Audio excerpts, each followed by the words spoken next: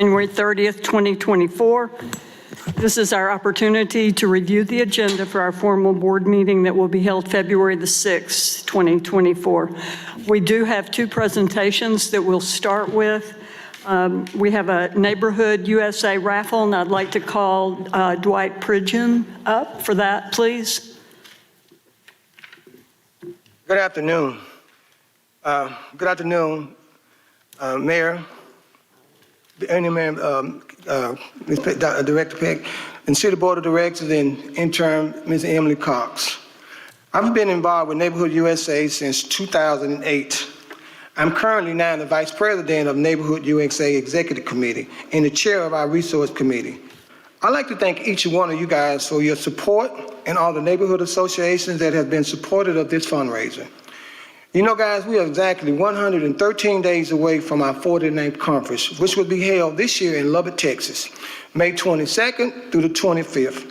And Little Rock Team NUSA members are so excited to attend, and all the proceeds and the benefits from this drawing will go toward neighborhood peoples that would be able to attend the conference. As we all know, from our 1996 conference, neighborhoods are the fabric of our communities, and today we still believe that. The city of Little Rock has a great pleasure in the past to host three conferences before. As I said, 1996, 2010, and 2021. Some of the great things that we do now know that the city of Little Rock has incorporated that we learned at our neighborhood conferences in the past. Animal Village, code enforcement, and of course, land bank and neighborhood connections. I'd like to say thank you for your support. And what we need to do now is get ready to have our drawing. And the drawing is for someone to be a lucky winner of a 75-inch screen, 4K TV, a family basket donated by Pecan Lake Association, a one-night stay at the Marriott, a 45-set piece of flatware and silverware set, a 3-quart digital air fryer, adult beverages basket, a Razorback plate, a $50 Shell gas card, a Dillard's $100 Dillard's gift card, and a $50 Walmart gift card. So with that said, we'd like to start the drawing. So we start with Ms. Carey. Can we start the drawing, please?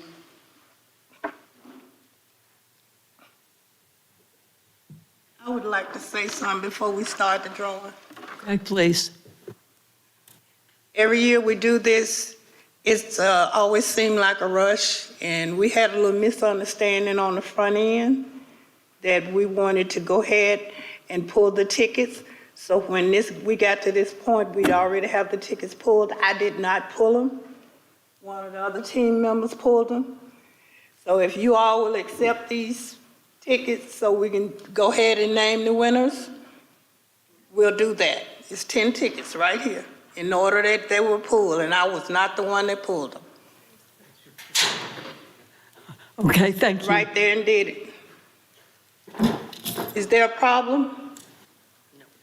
Excuse me? No. Would you, if you don't want to do it, I can do it. In fair honesty, I believe in being transparent. Even though those tickets was pulled, I would prefer them to be pulled on record. Shoot as a camera. We have always pulled the tickets in public, and I think that's what we should continue to do. Because we've always pulled them and let the people see them going round and round, and then we pull the tickets. And we have plenty of time this evening since we are in an agenda meeting and not in a board meeting.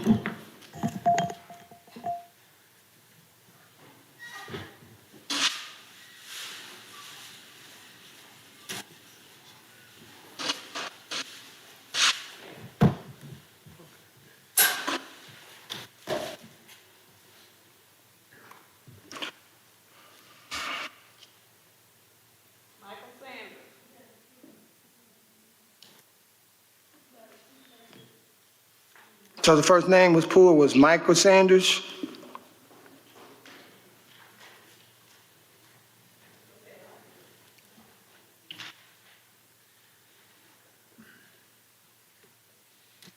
Would one of you please come up and help with this? Oh, she's going to come help, so we...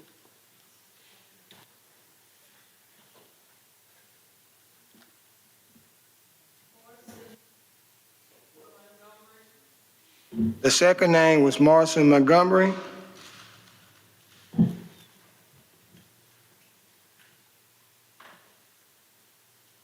And each individual, once their names are pulled, they have a choice. I'm not sure the name, but we have a number on here, look like it's Doramus.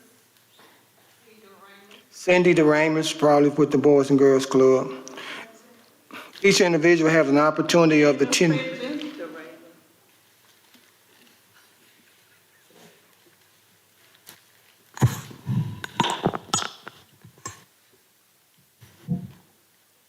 Ramona.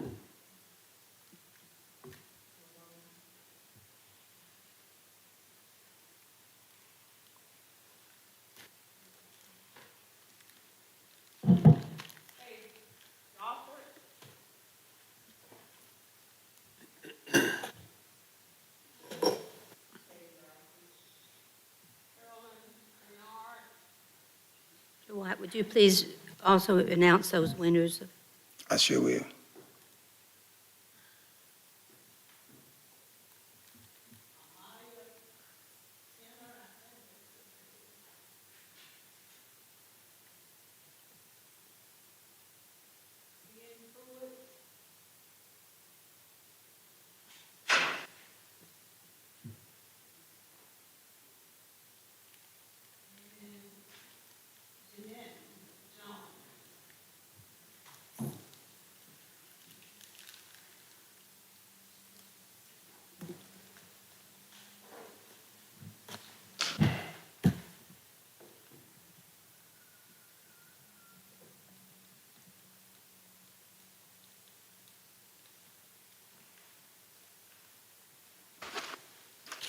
First ticket put out the two was a ticket number 23248, Mr. Michael Sanders, first ticket. Second ticket was 23468, Mr. Marcus Montgomery. Third ticket was 23040, Mrs. Cindy DeRamus. The fourth ticket was number 23221, was my sister, Linda Pridgeon, wow. The fifth ticket was ticket number 23054, Mrs. Ramona, her number is 501-690-0390. The following, next ticket was Mr. Kevin Dohart, ticket number 23240. The next ticket was Mrs. Carolyn Bernard, ticket number 2318. The next ticket was Mrs. Amelia Tanner, number 23106. The next ticket was number 2317S, Ian Pruitt.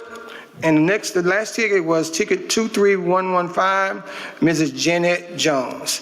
I'd like to say thank you guys for giving us this opportunity for what we do at NUSA. I've been part of NUSA since 2008. I know it's a wonderful organization. I would encourage other neighborhood associations to get involved in the opportunities that's there. And I'm looking forward to going to Lubbock, Texas to learn more information about the organization. Thank you.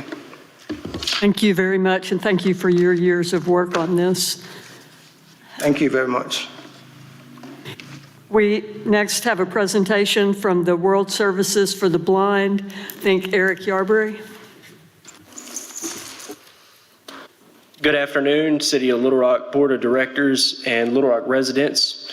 I want to start by telling you guys when I was 3 months old, I lost my eyesight. And thanks to a strong-willed father and brother and their loving support, I never saw any challenge along the way. I've been blessed with opportunities taken and have made it my life's work to break barriers for people who are blind and visually impaired. I call Arkansas my home, graduated from the Arkansas School for the Blind and Visually Impaired on Markham, and also graduated from UALR with my bachelor's and master's. And I love Little Rock. I'm here to tell you all about World Services for the Blind and the incredible work that we're doing. Again, my name is Eric Yarberry, and I'm the president and CEO.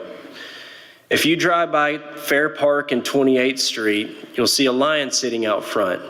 And behind that lion sits World Services for the Blind, where we have served the blind and visually impaired population for over 75 years now.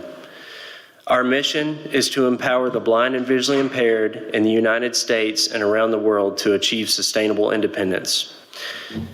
Our mission can be exemplified by a few of the clients that we serve, and one of those is Rob. Rob came to us from Georgia. At the point Rob lost his vision, he was abusing drugs and alcohol. Rob attempted to take his own life. When this failed, Rob realized, and he tells us still today, that God wasn't done with him yet. It was because of a counselor and a rehab agency in Georgia that we met Rob in Little Rock, Arkansas. Rob came to us, and he attended our life skills program, and now has a job with the Wolf Street Foundation helping individuals facing drug and alcohol abuse like him. Though he is blind, Rob has an incredible opportunity to help those around him. In order to continue helping people like Rob, we need people like you. I ask each of you here today, if you haven't already, and I know some of you, I know a lot of you have, to reach into the community of the blind and visually impaired and to help in any way that you can. A few ways you can do that is come take a tour.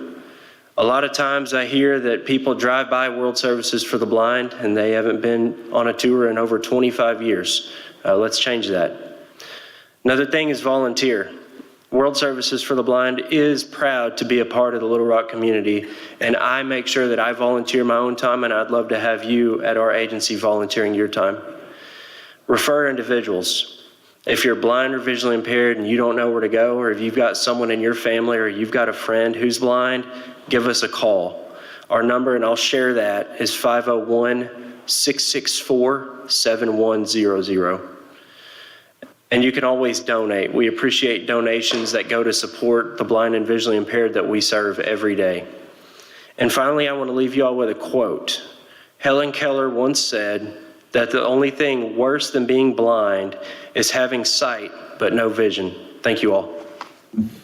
Thank you, Eric, very much. And if you haven't been out there to take a tour, strongly encourage everybody to go. It's very impressive, the work that they're doing. Director Peck. Thank you, Vice Mayor. And Eric, thank you so much for being here with Hank. Hank is his companion, if you can't see him. I took a tour. I know that Vice Mayor Webb did. I'm sure some other people on the board have. And like Eric said, if you haven't, you need to. They've done incredibly work here in this community for 75 years. I was so impressed, especially impressed with the life skills they're taught. Cooking, surprise, surprise. How to use a knife, how to prepare food. They had this cool little gadget that they can go into a freezer or a spice rack and point it at something, and it will tell them this is cumin, not chili powder, or salt, not pepper, or these are frozen chicken breasts, not a steak. But just the work that they do, I implored Eric and invited him to come here because I was so impressed, and I hope that all of my colleagues make time and take a tour. You're such an asset to the community, Eric, and it's just been a pleasure to get to know you, and I plan on working with you a lot more, and just thank you so much for your time, you and Hank. Thank you.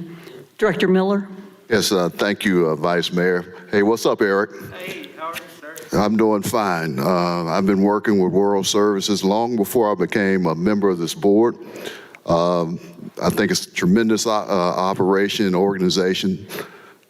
We've helped them get a grant through the Federal Home Loan Bank for some of the work that they've done. I can't say enough about the good work of World Services. I've been on more tours out there over the years, probably 20, 30 years ago I've been working with them. So I want to encourage them. I'm so happy that Eric is the executive director.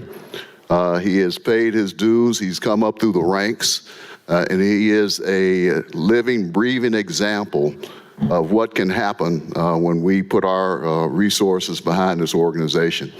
It's just a tremendous organization. I'm so glad they have a chance to come here, Vice Mayor, and make this presentation. So, Eric, I'll be seeing you later. Thank you. Thank you. Director Adcock? Yes, I had the opportunity about the 1st of November to have the opportunity to try to find 26 young people who in the 5th grade won $1,000 and they had never collected it. This gave us an opportunity to reach all different states and everything, finding these young people. But one young man I located, he lived 4 blocks from Gower Springs Elementary School. He does absolutely nothing. He is blind, but he never could find the services that he needed. So he had sat there now since I think he was one of our 2004s. And it gave us the opportunity to give this young man $1,000. But that wasn't the biggest gift that we gave them. The biggest gift that he received was meeting Mr. Yarberry and going to the school, to the Lighthouse for the Blind, and to meet them and to start having a life. And he's 34 years old, and he has begun now having a life. He's going to school there, and he's reaching out to everyone. He was not even able to have insurance and everything, so it has been, it's just like he was just born again because now he has a life. So this is the kind of things that Eric does, and I want to thank him for helping this young man. Thank you. We will now move to the consent agenda. Board members, do you have any questions regarding items 1 through 9 on the consent agenda? Any questions on 1 through 9?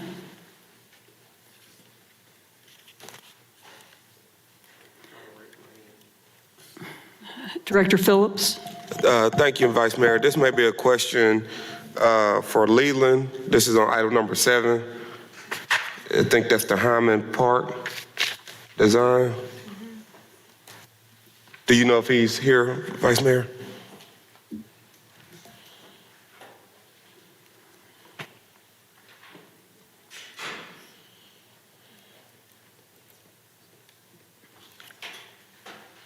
We are checking. I think Paris needs to go check. Oh, there he is. Good afternoon, Director Couch. Good afternoon, City Board and members. Can you repeat the question? Yeah, I hadn't asked it yet, Okay. so this won't even be a repeat. Okay. But this is on item number 7. It relates to the design out there at Hyman. And I know this is just the appropriation to have the money to get the engineers to design. But I've been contacted by quite a few folks who love to play disc golf, and they play that out at Hyman, and asked me about some potential improvements as it relates to their course, bathrooms and things like that. Is that part of this potential design or what's in store here? Yeah, absolutely, Director Phillips. So let me give you a little bit of background. So where we got to this proposal is we've worked with McClellan Engineers to be the lead of the project, and then we have also brought in a professional disc golf consultant and also a professional trail consultant that will team up. So there'll be a 3 professional service team with McClellan taking the lead for the overall park design. In that package, we have several public meetings that we'll host at the clubhouse there and invite the different groups to come and participate in meetings. Actually, I plan to have individual meetings, say with disc golf, individuals first, some trail. We're working with NICA. NICA individuals here have expressed interest in utilizing the Hyman Park for a training course and doing championship rides there as well. So we'll work with them, and then we'll bring them all together so that the plan will work together at the end of the day. Okay, well, I'm glad to hear that the community and all those folks who are using the park will be involved. Right. Just want to make sure we kept them in mind as we're designing for whatever the next phase of Hyman is. Right, there are even other aspects too. There's scouting, that I've been working with Director Adcock on.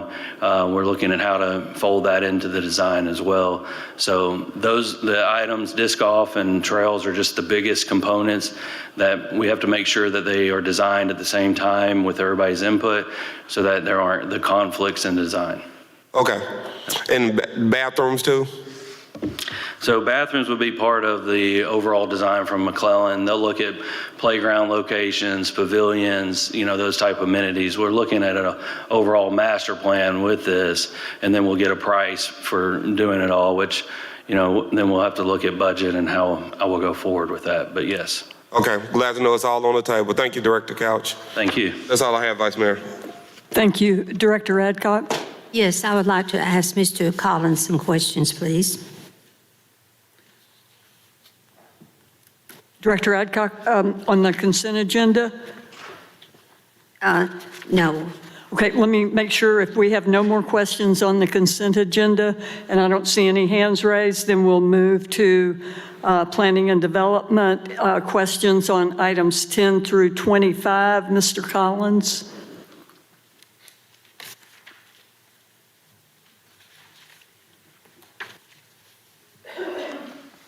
Mr. Collins, do you know which ones of these we have neighborhood opposition to? I would have to read each one. Some of them we had I know one or two individuals that put in opposition at the Planning Commission. And then that night we had a long Planning Commission. And when it come time for that item, they were not there. So we did have a couple in this deal that did have opposition that registered, but they were not heard at the podium because they were not in the meeting at the time that the item was heard. So I would have to summarize that for you on all these items. I would like to hold separate any that we have neighborhood opposition to. Yes, ma'am. I will go through that and get with Ms. Cox, and we'll put that on separate. Okay, thank you. Director Phillips, is your hand up again, or is it from? No, it's up again. It's for Director Collins while he's there. And I'm looking at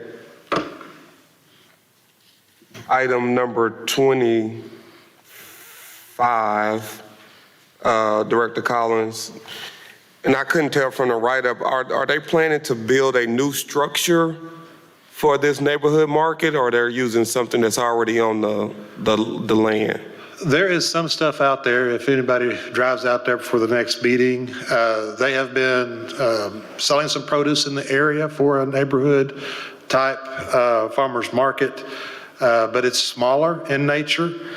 In their proposal, they didn't say that there's going to build any larger structures, out there.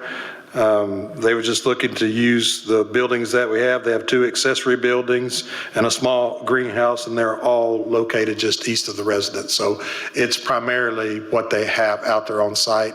And then some temporary, I'm envisioning temporary type tables that they would use to put out as they start selling the produce. Understood. I just wanted clarity on that. Thank you, Director Collins. That's all, Vice Mayor. Thank you, Director Phillips. Other questions on items 10 through 25? Items 26 through 29. Director Collins, I have a question on item 26. Not really a question, but if you would explain to members of the board why item 26 is in the separate items as opposed to the group items, in case other board members or new board members don't know what that process is. Yes. Typically, whenever the board or the Planning Commission approves an item and staff recommends approval of that item, when it comes before the board, it's put in just the planning and development items to see if it needs to be pulled off and put on separate, and then the ones that don't get pulled off get put on grouped. Whenever an item is either denied by the Planning Commission and appealed to the board, which is set as a public hearing, for us, for this item, when staff recommends denial and the Planning Commission recommends approval, it has always been a standing policy through executive administration that those items are placed on separate for the agenda meeting to be heard. And that's been a practice ever since I've been the director and prior to that. Thank you, I appreciate that. Any other questions on 26 through 29? Yes, I'm asking all the questions today, but that's fine. And this also for Director Collins. Number 27 and 28, I know that the staff recommended denial and as it relates to this, I guess, third unit above the garage. And I guess I was trying to get an understanding, was there any conversation with the applicant about removing that part from the application? Were they pretty strong in keeping it? Well, we did talk to them about the density, and that's just it, what we talked about. Because even in the staff write-up, we said that we would be supportive of redevelopment for 1 2-family residence, 1 duplex on the site. It's just when you get above that zoning, we believe it's just a little bit too dense for that. So that was the recommendation of denial. So yes, there was a discussion through that. I didn't have that discussion. That was staff. We sit down and talked about it, and so staff relayed that. And if it's not approved, could the applicant come back without that third apartment unit, or would they have to wait a year? No, that would be considered a substantial change. That's not identical to the application. They would be reducing the density. Okay, that's what I need to know. Thank you. That's all, Vice Mayor. Thank you. Seeing no more questions, Director Hines? Yes, I just want to bring everybody's attention, I'm sorry, are we on separate items?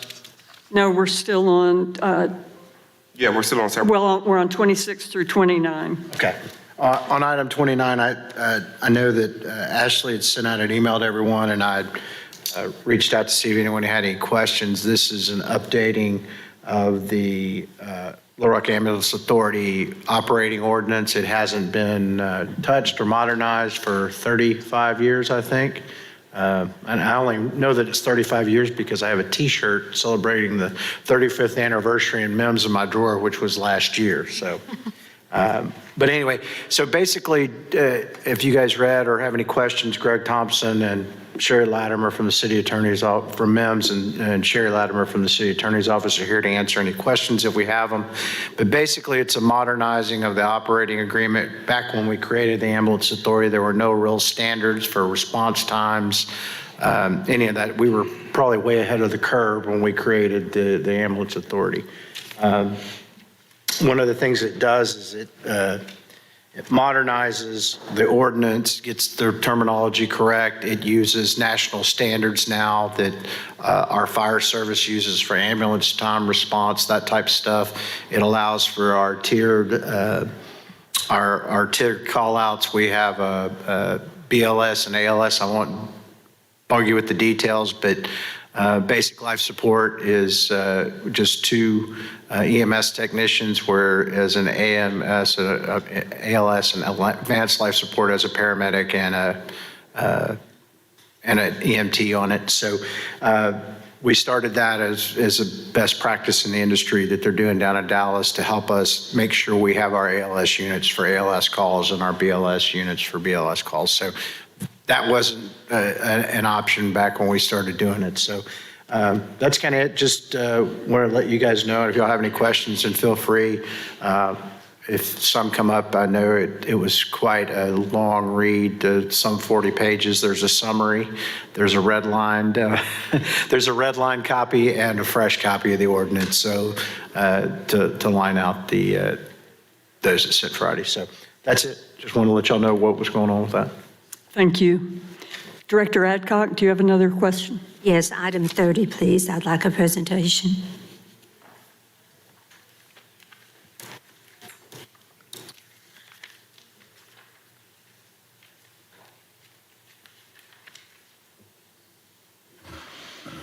If we could first pull up the zoning map, just kind of show the location for this.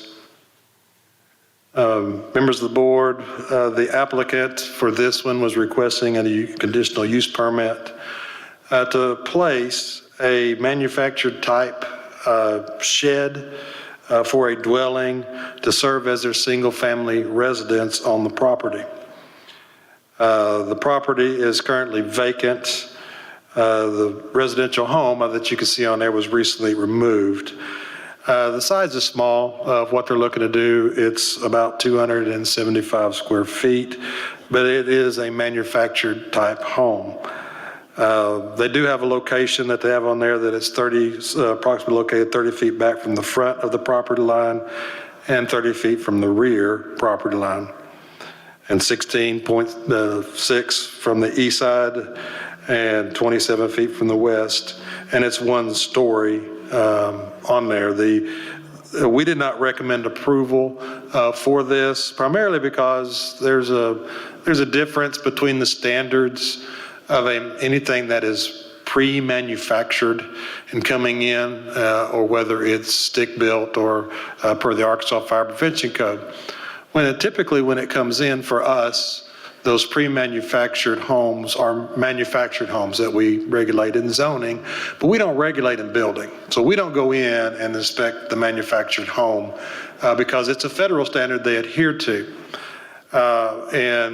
I tasked staff to research that and say, are those same standards applied to name brand, pre-manufactured, like Tough Sheds is what he talked about having, the applicant, and the answer is no. They may not be at that same standard. That does not mean that you couldn't, and there's some of those trends across the nation to go out and buy some of those pre-manufactured sheds at a Home Depot or Lowe's or Tough Shed and bring it in there and try to make some type of space out of it. But there's a difference between a usable space that you're in, like a shed, and a living space. And so even unless it fell underneath that federal standard, it would have to be made to fall underneath the Arkansas Fire and Prevention Code standard for thickness of walls, insulation, plumbing, electricity, and area.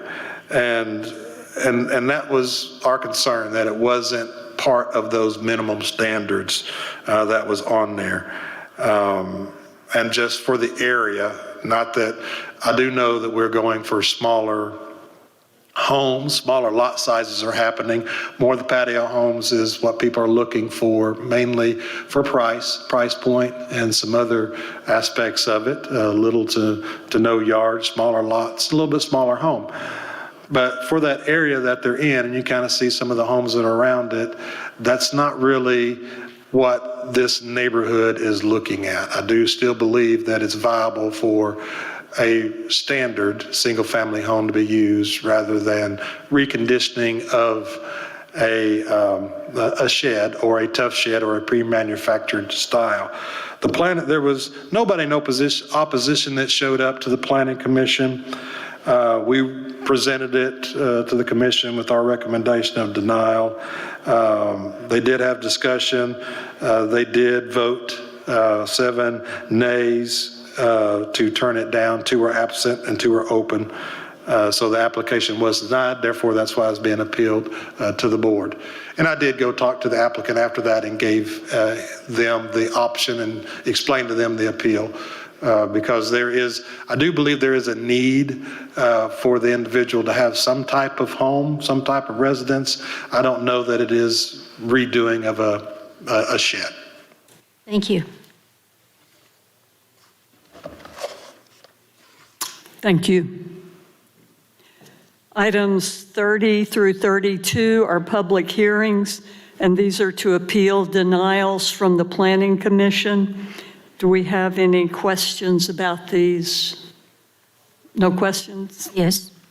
Any questions on 30 through 32? Director Adcock? 32.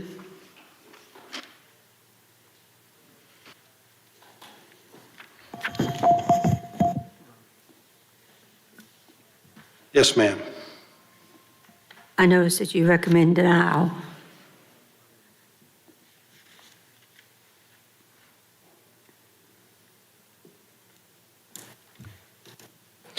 Well, on this one, and if we're talking about, let me make sure I'm on the right one, Z9835, item 32. Yes. The two in Walton Heights. Yes.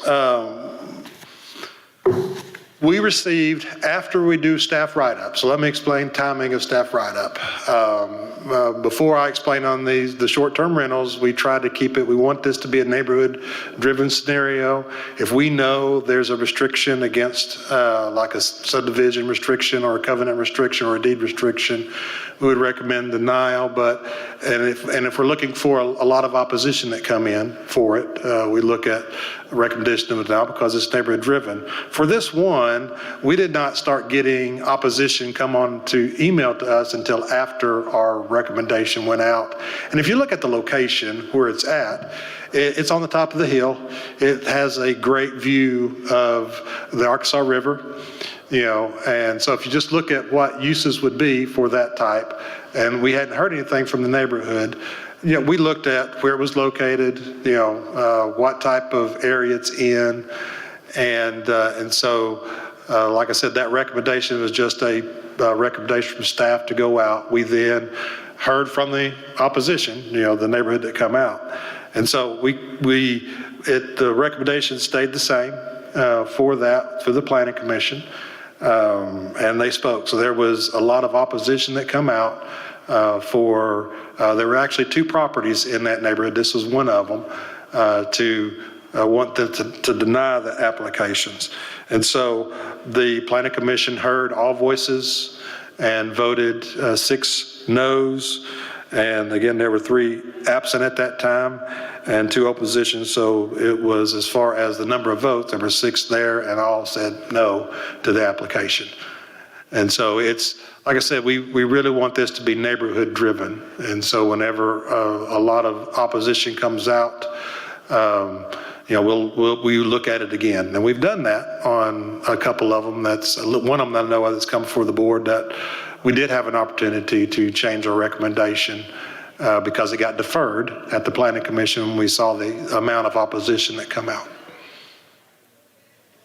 Mr. Collins, also there was several neighborhood meetings concerning some group homes, and I understand that that is not going to be heard at the Planning Commission on February the 8th.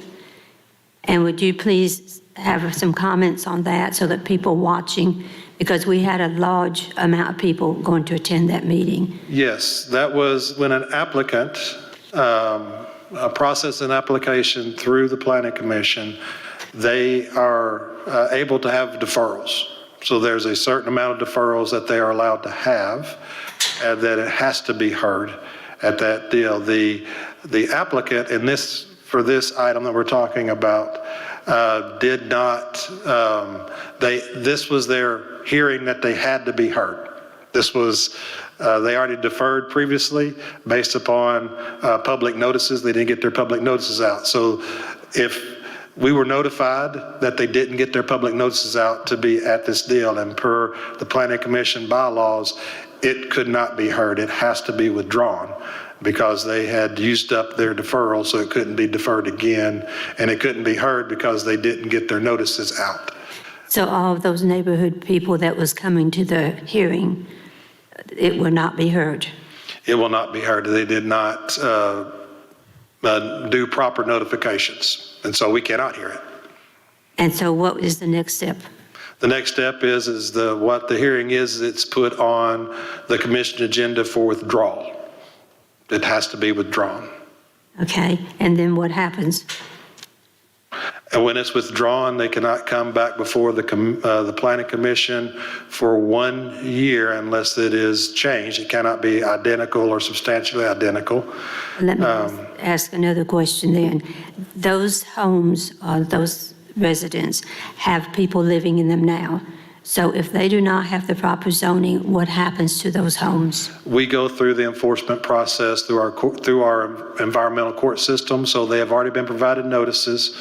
Then we would provide a citation, and then they would go to court. And it would be the judge to hear those items.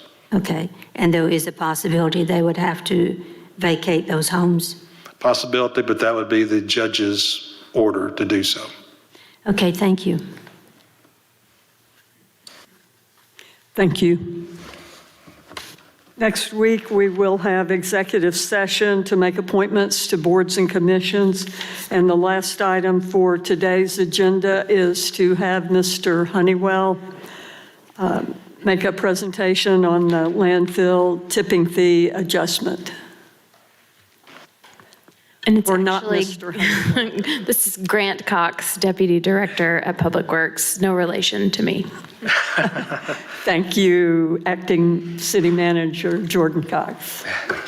Thank you, City Board, for giving me a few minutes to provide an overview of the landfill tipping fee that we're proposing to increase and why we believe it's necessary at this time.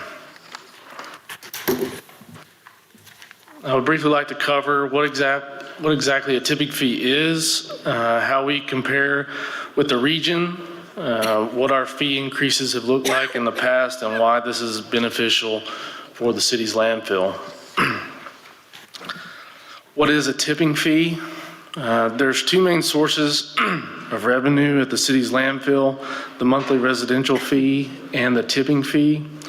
Just to give you perspective, the monthly residential fee is charged to all residents' water bill, which includes residential garbage collection, extra garbage carts, and any additional pickup service beyond what we already provide at no cost.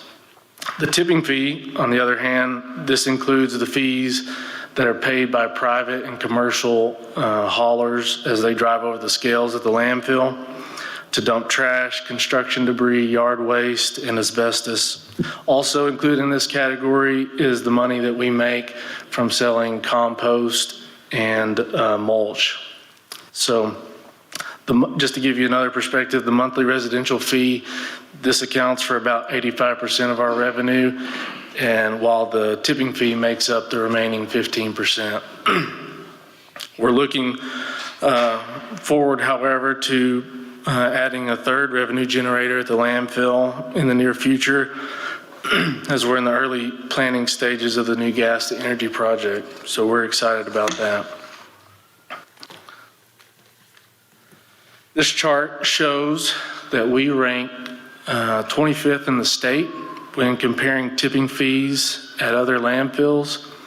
You could also say we're in the bottom third, where 2/3 of the state charge more than we do for tipping fees, out of 36 total that were compared against. Historically, just to show you how our fees haven't changed much over the last 12 years, which has led us to where we are today. From 2012 to 2020, it was $30 and there was no change. And then in 2020, the fee was increased through a rate study by $3 per ton, got us up to $33 per ton, and this has been effective over the last 4 years. You can see that we're proposing in 2024 to increase the fee to $55 per ton, which would bump us up to the upper third in the state when comparing tipping fees. So about 1/3 of the state would still be higher than what we're proposing our fee to be. Lastly, I'd like to point out a few benefits that we'll see from increasing the fees. As you can see in the graph, the lower and less competitive fees shown in red fill up the landfill faster than expected because everyone wants to come here because it's cheaper. While the higher, more competitive fee shown in green increases the life expectancy of the landfill because people from all over Central Arkansas are not bringing their trash here. We have an estimated 41 years remaining on the life of our landfill, which means it should be full around the year 2065. These projections account for the trash that is produced by our city, not necessarily trash coming in from counties all around us.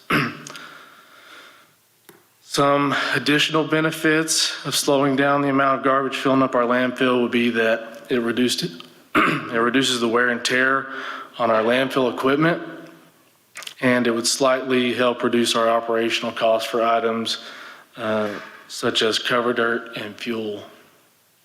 Based on our analysis, the revenue that's generated from the heavy users of the tipping fee currently are not necessarily offsetting the rising cost of designing, constructing, and operating our landfill. So we do not expect the fee increase to increase our revenue. However, we do expect our revenue to stay very close to what it is today with less garbage coming in. And this is mostly because customers that are coming in from surrounding counties will seek closer drop-off locations now that the fee at our landfill is similar to the fee at their landfill. And so now I'd like to open up for any questions. Thank you, Mr. Cox. Do we have any questions? When would it go into place? Approved? Right now, we plan on having this on the next agenda meeting, Okay. if at all possible, or the next one possible, so. Then a mercy clause, so if we approve it, y'all will start as soon as we say yes? That's correct. Okay. Director Hines? So on our tipping fees in our landfill, we're more restrictive than, say, Waste Management and BFI on whose tipping we'll take, correct? Or, Right now, there's no restrictions on who can come into our landfill. You can come from all over the state. okay, because I thought with the Waste Management districts, you had to keep solid waste within those districts, so. Right, John? Yeah. That's not.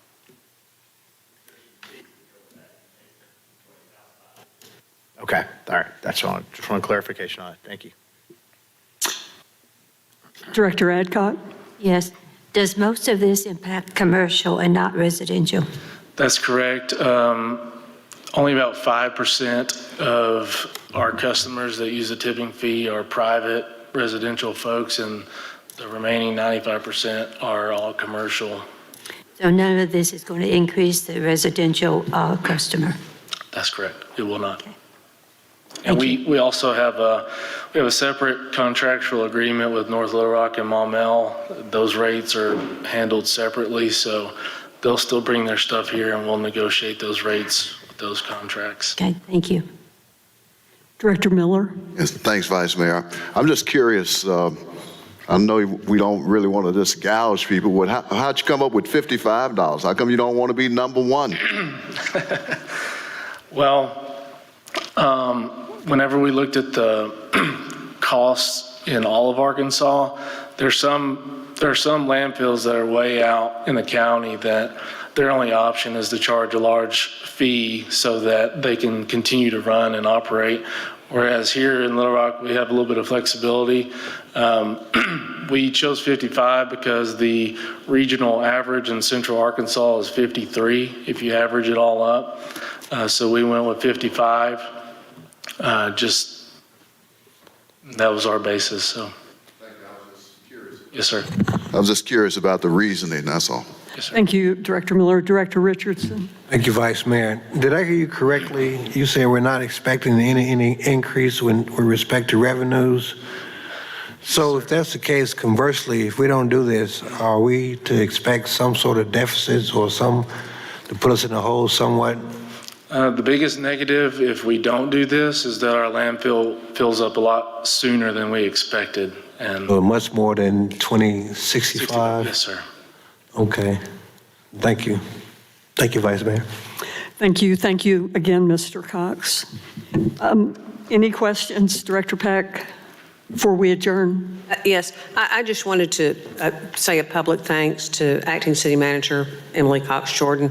I've bombarded her in the last couple of weeks, and even on the weekend, 24/7, she's been so responsive and helpful, so Bruce would be proud. So thank you, Emily. You're welcome. Thank you. Thank you, Director Peck. Any other questions or comments before we adjourn? Vice Mayor, just one other comment. Okay.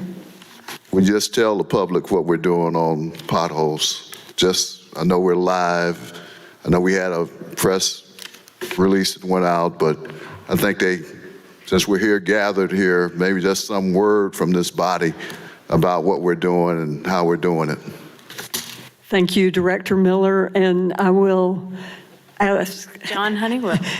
Mr. Acting Potholes City here. Manager and I are both pointing to Director Honeywell, so. Crews are working. Yes, all right. So pothole, just an overall update of what we've been doing. So since really last Monday, over a week ago, our crews, we've had at least 5, and most of the time 6 crews working every day, patching potholes. Of course, last week with the 5 to 6 inches of rain that we received here in Little Rock, that really made it difficult to keep those potholes patched because we had to use a cold mix material that is designed for wet weather, but not torrential rainfall makes that very difficult to make that work. Of course, this week we have a much different weather condition going on where we've been able to use hot mix asphalt, which is more like what everybody thinks of when they think of pavement. So we have been working continuously with hot mix to patch those potholes. Just this week, Chenal was probably our worst example of street. We've had 2 crews working nonstop on that this week, where we think we're probably going to be done with it today, doing all of Chenal, and as soon as we're done with that, we'll start dispersing them to other spots. The other 4 crews have been working all across the city doing patchwork as well, with hot mix, so that's more the permanent fix. So that's what we're doing right now, working as fast as we can. Once again, I want to encourage people, if you have potholes, call 311 to report them, give us that location so we have something we can track and make sure we're getting to all of them. Thank you, Mr. Honeywell. We've got a couple of hands up, probably related to this. Director Richardson. Thank you, Vice Mayor. John, are those requests, are they're being filled by complaint? Are they complaint driven? Are we proactively looking at those? Because I think there's somewhat of a misunderstanding in our community that we're taking care of those in West Little Rock, and in a part of our community we're not taking care of those. So is there some kind of formula that we're utilizing to address the areas that have the most need? I don't want to have people walking away with this misunderstanding that some parts of the city are more important to us as a governing body than other parts of the city. Sure. No, we aren't concentrating in one particular location. We do have some major corridors that had a tremendous amount of potholes, so we did concentrate on those because you have the most vehicles driving on them, and trying to reduce any of the effects of having those potholes in those streets. But we're also working on those requests that we get as well. So we're dispersing our crews out with those areas in mind where they said, go to this area, work on patching potholes, go to the next area, work on patching potholes. So that's how we're approaching it. And we're looking at where all those requests are. You can see clusters of where you have bad spots and other spots that may not be bad. So we're able to concentrate on trying to get those most concentrated things first. Thank you for clearing that up, because I think a lot of people have a misunderstanding with respect to requests for speed bumps. You have to have a certain number of vehicles up and down the street to qualify, and I think that with that some kind of objective analysis or objective answer to those questions, we can clear up some of these misperceptions that we're having with respect to how we govern and how we provide supportive city services, that you and your department have been doing a wonderful job since I've been on this board. Thank you. And you know, this last week or so has been sort of the anomaly when it comes to potholes. Typically, in a normal condition, when we have potholes, we're able to look at that request and get to it in a couple days and have it patched and repaired. Where with this weather condition, with the ice, then the tremendous amount of rain, we had probably, I won't say uncountable, but there's a lot of potholes that were developed through that. So it's been something where we aren't necessarily tracking every location we're doing. We have them going and work this corridor and fix everything. Gotcha. Director Hines. Hey, John, bringing up Chenal Parkway, especially that section between Bell Chevrolet and Wellington Hills, that section was overlaid, and maybe my recollection's bad, but it couldn't have been more than 8 or 10 years ago. Is there any reason that section all of a sudden just erupted like it did? I mean, we've had this kind of weather last year and the year before, and it didn't seem to exacerbate it. But I mean, I drove it. There was 200 on one side of the road that I quit counting. Yes, sir. That's probably not a exaggerated number at all when you drive through that corridor. I think, And this is, without really studying exactly the condition that exists out there currently, but when you look at it from the very, very cold, wet ice that we had that was on those roads for a week, where it's able to seep in and get, with the overlay, you have those 2 layers of pavement, and you have that interface between the two.